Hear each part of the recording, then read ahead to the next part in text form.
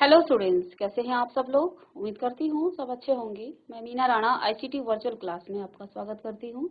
Students, हम पढ़ रहे हैं क्लास 9 की हिंदी और आज से हम कृतिका पुस्तिका शुरू करेंगे। हमने इससे पहले क्षितिज भाग 1 के लगभग सारे चैप्टर यहाँ कंप्लीट किए हैं और आज से हम एक नई जो किताब है आपकी कृतिका, इससे हम चैप्टर पढ़ रहे हैं मेरे संग की औरतें।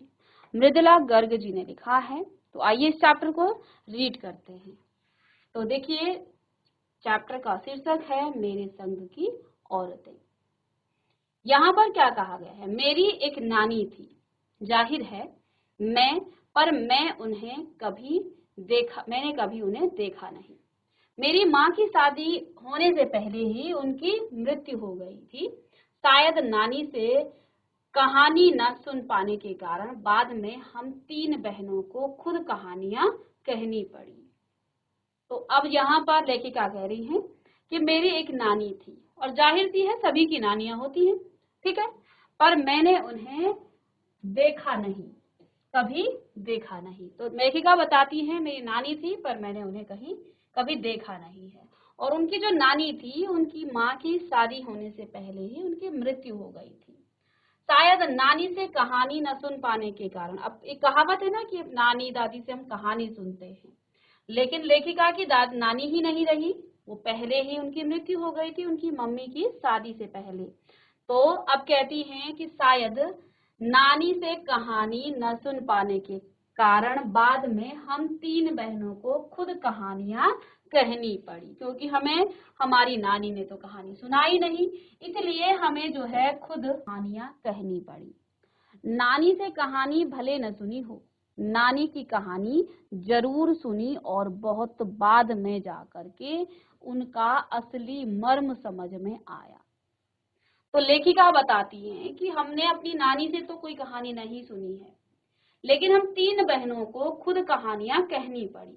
नानी से कहानी भले ही न सुनी हो, लेकिन नानी की कहानी जरूर सुनी है। हमने नानी से तो नहीं सुनी है, लेकिन नानी की जो कहानी थी वो हमने जरूर सुनी है, यानी कि नानी के बारे में हमने जरूर सुना है।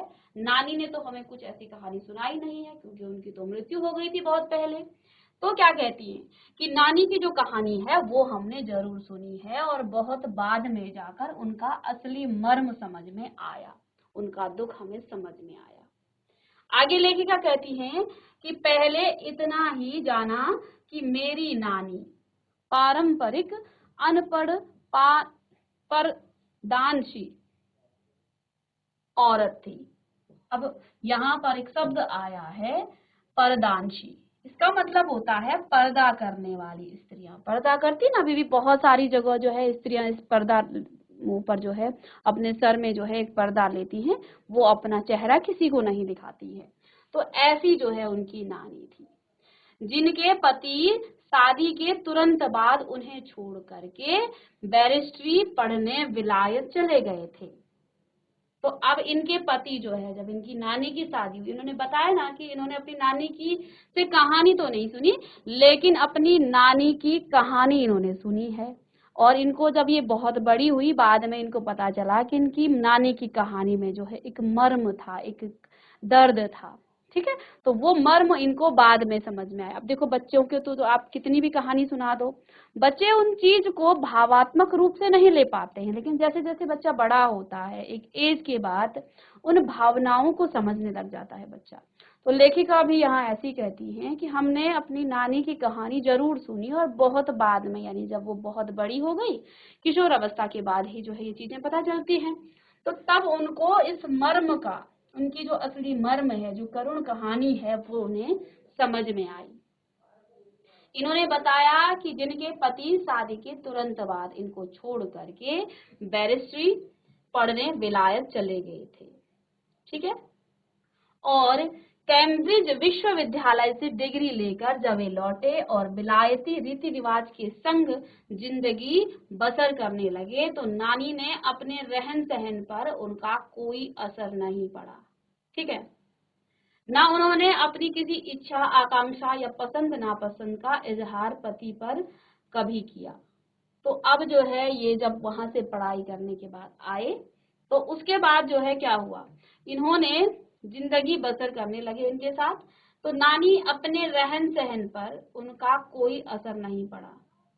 नानी के अपने रहन सहन, यानी कि अब पति इनका जो है पढ़ लिख करके एक डिग्री धारक बन गए थे, अच्छी जो है जॉब करते थे, तो इनका जो है इन पर कोई असर नहीं पड़ा, उनका कोई असर नहीं पड़ा। ना ही उन्होंने किसी इच्छा और आकांक्षा या फिर पसंद नापसंद का इजहार पति पर कभी किया, यानी कि ना तो इन्होंने खुद को बदला और ना ही इन्होंने कभी अपनी पसंद नापसंद का इजहार किया, यानी उनके सामने जो है कभी भी नहीं कहा।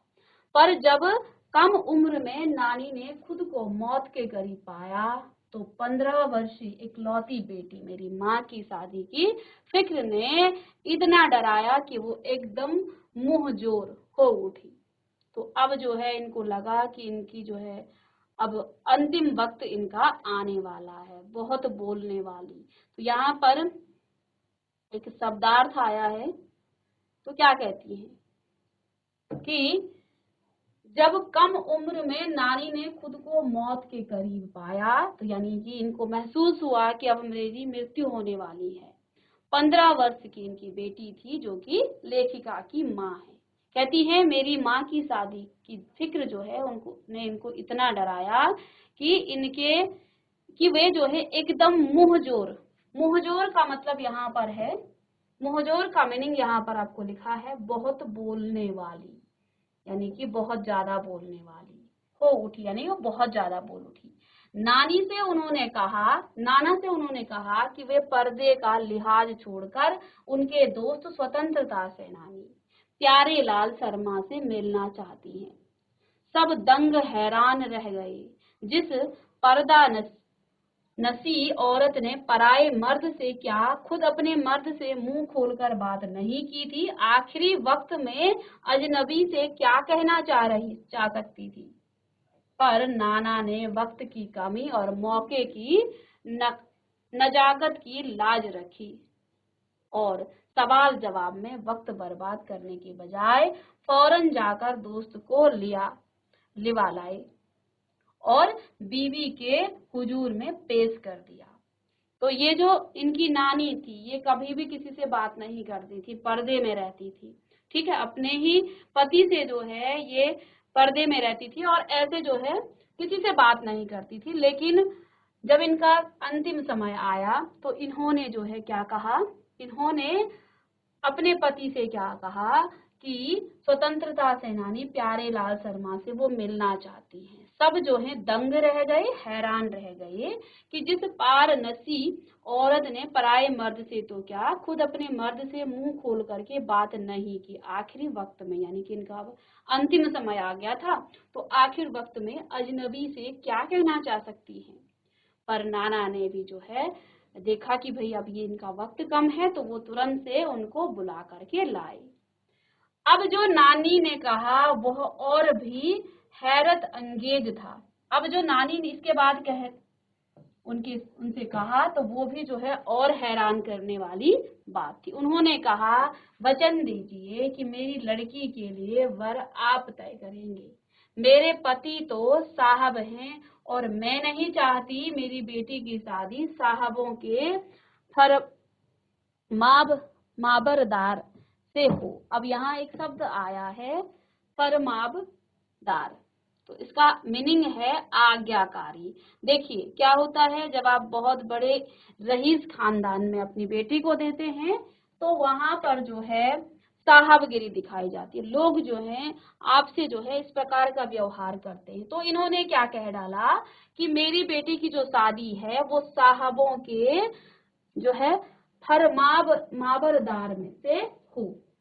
आप अपनी तरह आजादी का एक सिपाही ढूंढकर उनकी शादी करवा दीजिए। ये नहीं चाहती थी कि जैसे इनके पति हैं उनसे उनकी बेटी मतलब इस तरह का कोई आदमी मिले और उससे जो है इनकी बेटी की शादी हो। तो उन्होंने क्या कहा, जैसे आप एक आजादी के सिपाही हैं ऐसे ही एक सिपाही को ढूंढ करके उसकी शादी करवा दीजिएगा। कौन कह सकता था कि अपनी आजादी से पूरी तरह बेखबर उस औरत के मन में देश की आजादी के लिए ऐसा जुनून होगा।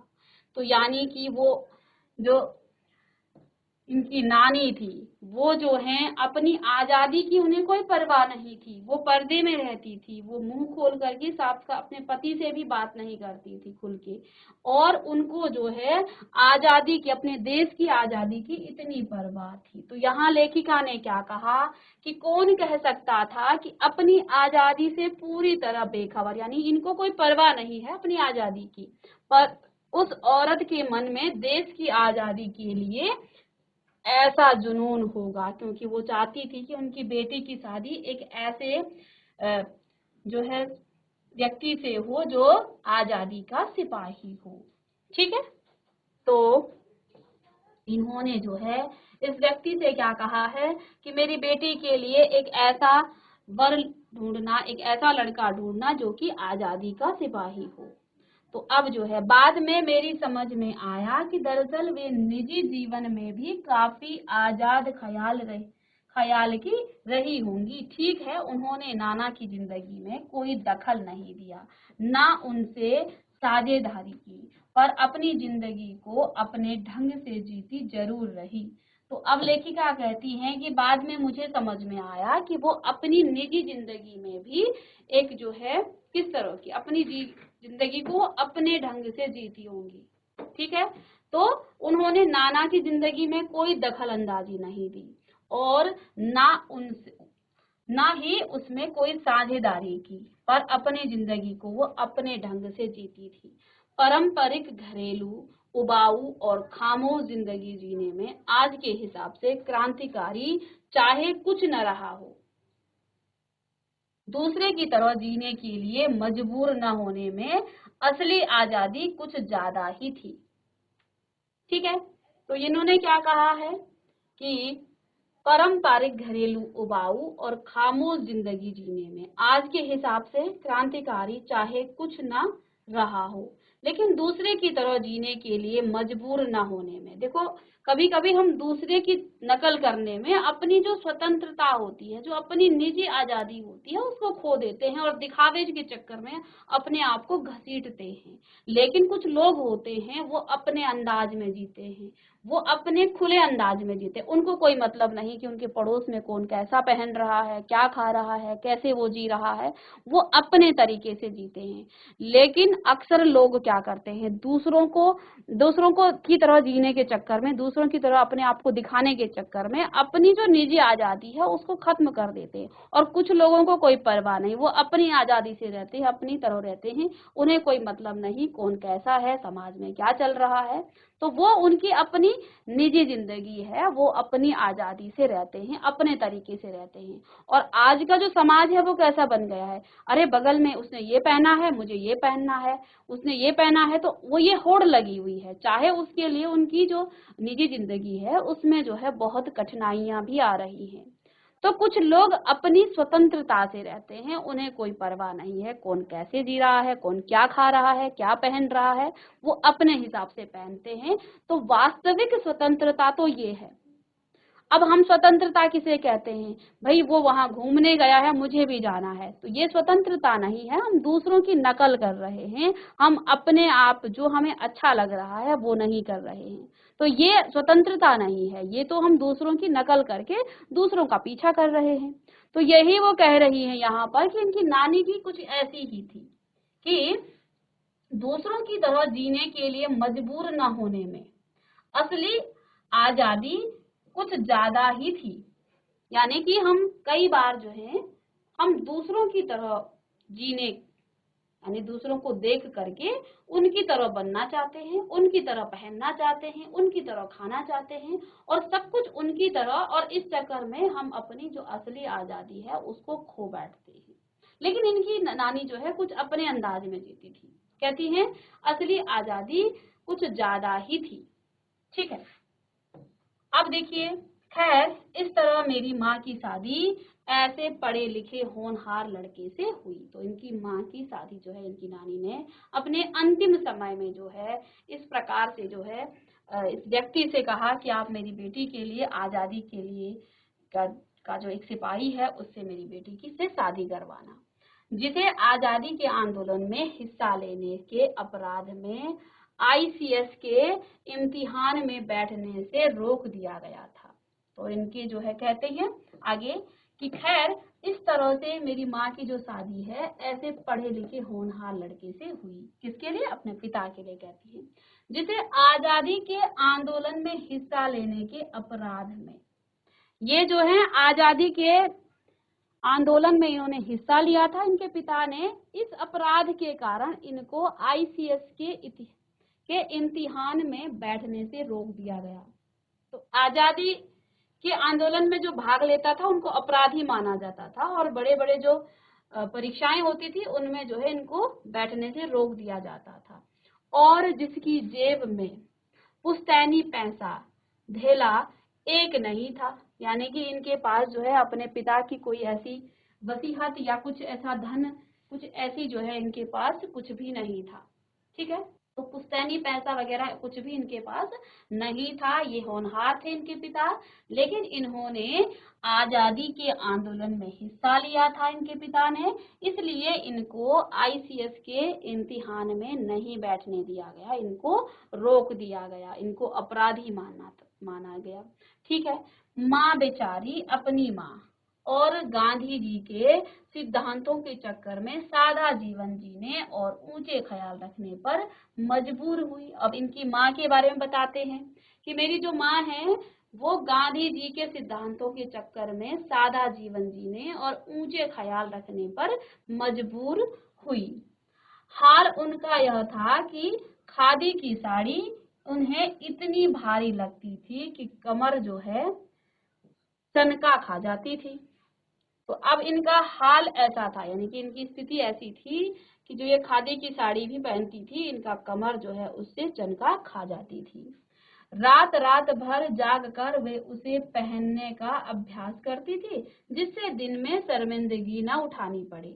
वे कुछ ऐसे नाजुक थी कि उन्हें देखकर उनकी सास यानी मेरी दादी ने कहा था, हमारी बहू तो ऐसी है कि धोई पोंछी और छीके पर टांग दी। ठीक है, गनीमत यही थी कि किसी ने उन्हें छीके पर से उतारने की पेशकश नहीं की। तो अब जो है ये इतनी दुबली पतली और कमजोर इनकी माँ थी कि उनकी दादी उनके बारे में क्या कहती थी कि हमारी बहू तो ऐसी है कि धोई पोंछी और छीके पर टांग दी।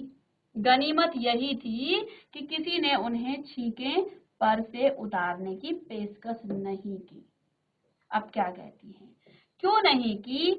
उसकी दो वजह थी। पहली यही कि हिंदुस्तान के तमाम वासिंदों की तरह जो है उनके ससुराल वाले भी साहबों से खासे अभिभूत थे और मेरे नाना पक्के साहब माने जाते थे। तो अब यहाँ लेखिका क्या बताती है, वो कहती हैं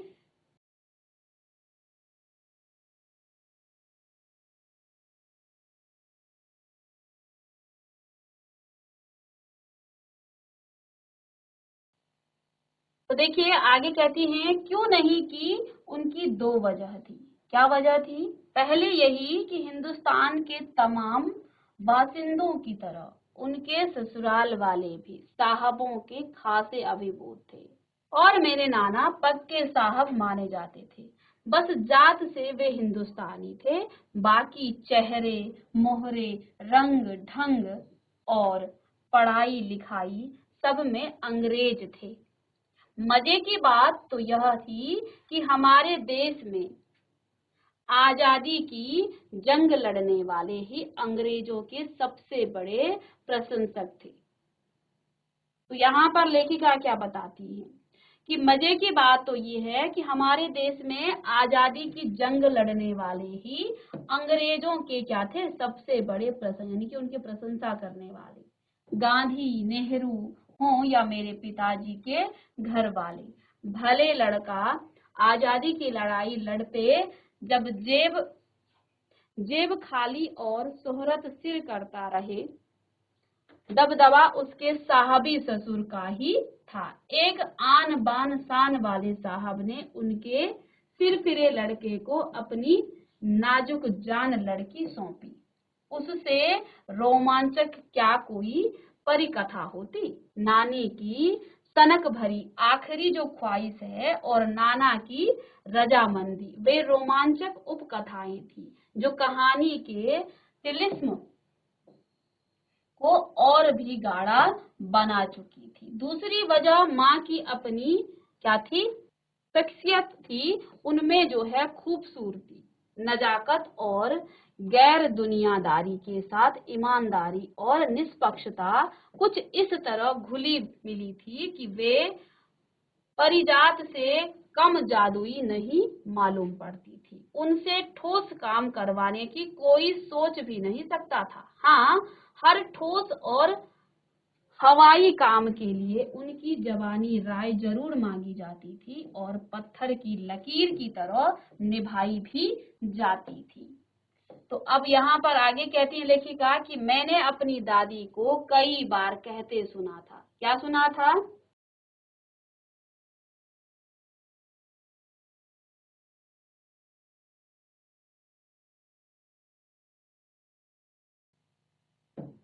चलिए आगे कहती है, मैंने अपनी दादी को कई बार कहते सुना था। क्या सुना था? हम हाथी पे हल न जुतवाया करते, हम हम पे बैल हैं। तो अब जो है इनकी दादी क्या कहती थी, कहती है मैंने अपनी दादी को कई बार कहते सुना था। क्या कहती थी इनकी दादी?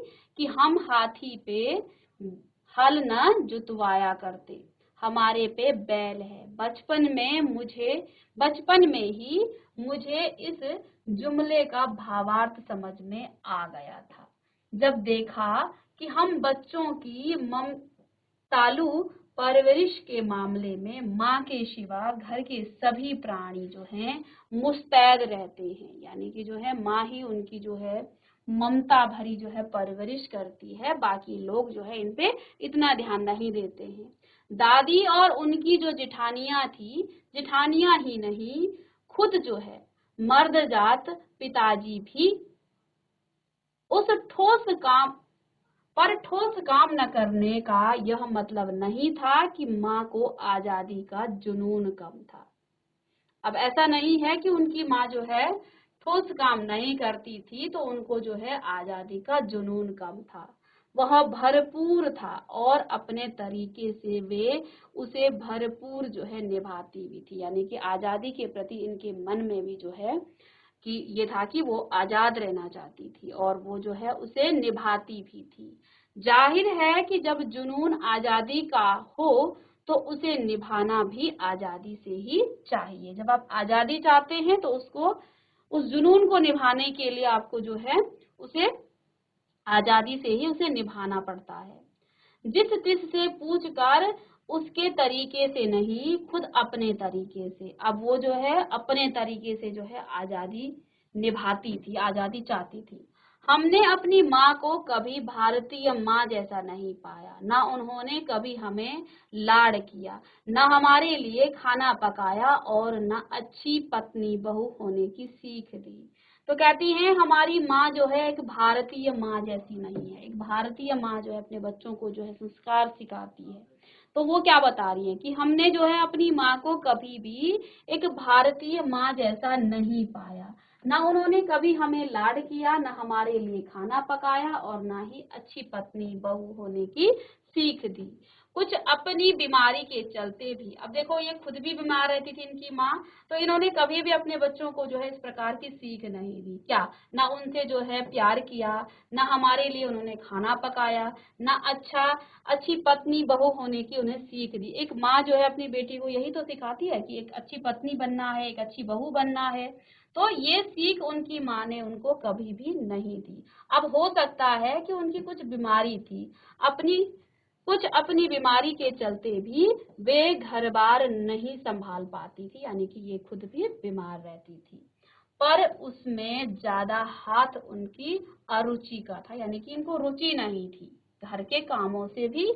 और अपने बच्चों को जो है ये चीजें सिखाना एक भारतीय माँ की तरह जो है वो ना तो अपने बच्चों को कुछ ऐसा सिखाती थी और ना ही इनकी अरुचि थी, यानी कि इनका रुचि इस तरफ जो है रुझान भी नहीं था। उनका ज्यादा वक्त किताबें पढ़ने में बीतता था। इनकी माँ भी जो है किताबें पढ़ती थी बजाय एक भारतीय माँ बनने के। बाकी वक्त साहित्य चर्चा में या संगीत सुनने में, और वे ये सब जो है बिस्तर पर लेटे लेटे किया करती थी। देखिए बीमारी अवस्था में भी वो किताबें पढ़ती थी, साहित्य चर्चा करती थी, संगीत सुनने में वो लेटे बिस्तर पर लेटे लेटे वो क्या, ये सारे काम ये बिस्तर पर लेट कर ही करती थी, क्योंकि उनकी माँ जो है कुछ बीमार रहती थी। ठीक है। फिर भी मैंने पहले कहा था, हमारे परंपरागत दादा दादी या उनकी ससुराल की अन्य सदस्य उन्हें ना नाम धरते थे, न उनसे आम औरतों की तरह होने की अपेक्षा रखते थे। देखो ये जो है इस तरह से रहती थी, लेकिन इनके दादा दादी, क्योंकि पहले के लोग क्या करते थे, अपनी बहू से उन्हें बहुत सारी अपेक्षाएं होती हैं, तो कहती हैं कि ये सब होने के बावजूद भी, जैसा मैंने पहले कहा था कि हमारे जो परंपरागत दादा दादी थे या उनके ससुराल के अन्य सदस्य ना उन्हें नाम धरते थे। अब देखो बहुएं जो है काम ना करें तो ससुराल में बहुत सारे सदस्य ऐसे होते हैं कि अरे ये तो ऐसी है वैसी है, यानी उनको नाम रखते थे। ना ही आम औरतों की तरह होने की उनसे अपेक्षा रखते थे कि अन्य लोग, अब ये ससुराल में तो ये सब होता ही है कि उसकी बहू ऐसी है उसकी बहू ऐसी है, तो वो जो है अन्य औरतों की तरह होने की अपेक्षा भी नहीं रखते थे इनकी माँ से।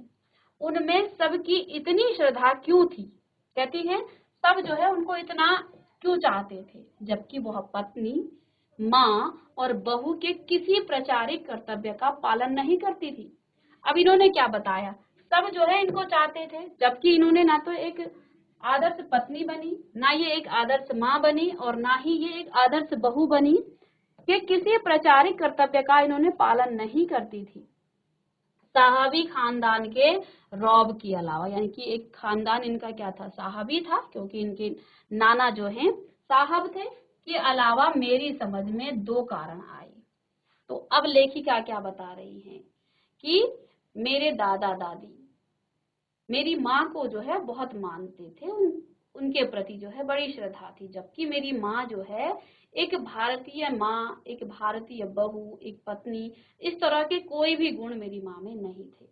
वो जो है किसी भी प्रचारिक जो कर्तव्य है उसका पालन नहीं करती थी, लेकिन फिर भी सब लोग इनको प्यार करते हैं, इनको मानते हैं। ये उनको समझ में नहीं आ रहा था, लेकिन कहती हैं फिर भी मुझे दो चीजें, शायद ये किसी खानदानी जो साहब थे उनकी बेटी थी, उस रौब के कारण जो है मुझे इसके अलावा, या तो ये पहले से इनके नाना साहब थे, इस रौब के कारण जो है इनको माना जाता था, इनके प्रति सबकी श्रद्धा थी। इसके अलावा कहती हैं मुझे दो कारण समझ में आते हैं। कौन कौन से, वे कभी झूठ नहीं बोलती थी, इनकी माँ कभी भी झूठ नहीं बोलती थी, और वे एक की गोपनीय बात को दूसरे पर जाहिर नहीं होने देती थी। तो इन्होंने अपनी माँ की दो खासियत बताई है कि इनमें कुछ वैसी, वो एक पारंपरिक जो बहू होती है, जो घर की जो है, जिन पर बहुत सारी अपेक्षाएं होती हैं, घर में बहुत सारे सदस्य होते हैं, लेकिन और सदस्यों के बजाय एक बहू पर ही बहुत सारी अपेक्षाएं रख दी जाती हैं, सारे काम की जिम्मेदारी उन्हीं पर रखा जाता है, लेकिन यहाँ ऐसा कुछ नहीं था।